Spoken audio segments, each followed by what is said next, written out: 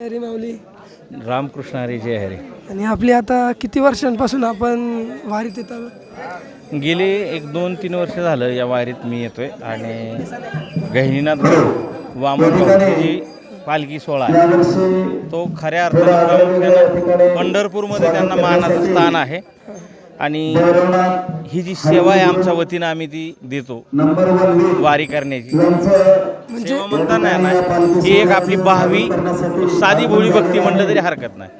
आणि म्हणजे वारकऱ्यांचं व्यवस्थापन, एवढे सारे वारकरी हजारो, त्यांचं व्यवस्थापन गावाची कमिटी कशी करते? आता देऊळगाव म्हणलं की एक अस्मितेचा आणि एक अभिमानाचा, एक सन्मानाचा तिथं जो प्रश्न आहे. आणि मला माझ्या मते वाटतं की 30,000 भाविक भक्त या गावामध्ये येतात आणि त्या गावामध्ये आल्यानंतर त्यांच्या जेवणाची तुम्ही बघू शकता सोय 6 कड्या ज्या पद्धतीनं या ठिकाणी त्यांच्या जेवणासाठी केलेल्या आहेत.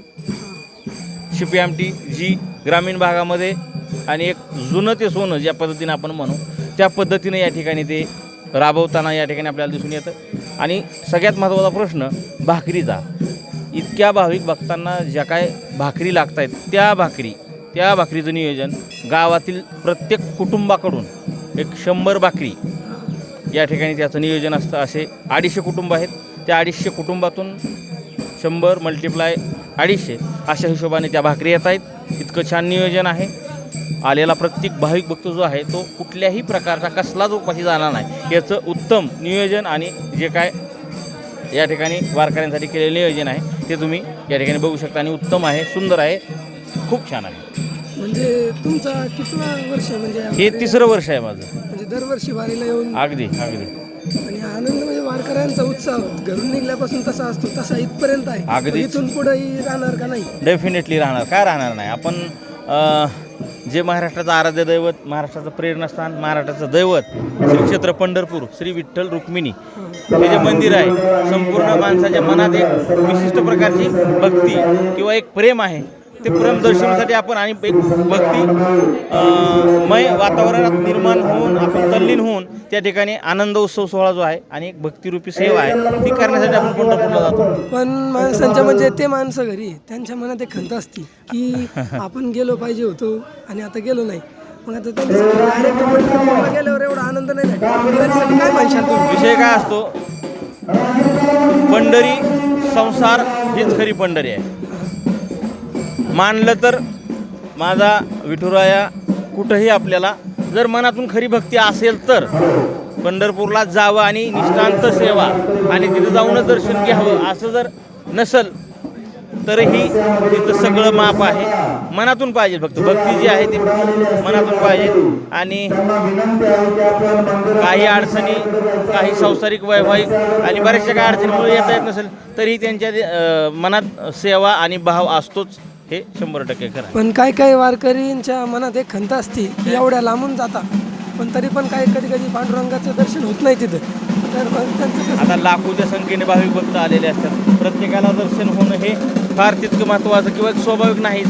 आणि इतक्या गर्दीत दर्शन होईल या अपेक्षाने भाविक भक्त कधीच गेलेला नसतो. एक कळसाचं पायरीचं दर्शन जरी झालं तरी त्यांना साक्षात पांडुरंगाचं दर्शन झाल्याप्रमाणे आहे. म्हणजे आता ते इंद्रायणी नदीला पूर आलता, त्याचं पाणी म्हणजे एका रात्रीत गेलं तरी ते चमत्कार म्हणावं का काय दुसरं काय? पांडुरंगाची लीला असून दुसरं काय? आज बघा 25 येईल त्या 25 तारखेला आषाढी एकादशी आहे आणि आलेल्या प्रत्येक भाविक भक्तांची प्रत्येक तो मामा वारकऱ्यांची तिथं सोय व्हावी. जर का तिथं पाणी जर असतं तर पाण्याने जी काय गैरसोय ते भगवंतालाही देखील थोडंसं खंत आणि थोडंसं हे वाटलं असावं आणि त्या हिशोबाने ते एक सुंदर असा पांडुरंगाचा चमत्कारच आहे झाला असेल असं या ठिकाणी मला वाटतं. तुम्ही दिलेली मुलाखत एकदम आणि छान दिली. सगळ्यात महत्त्वाचा विषय स्वच्छ केली.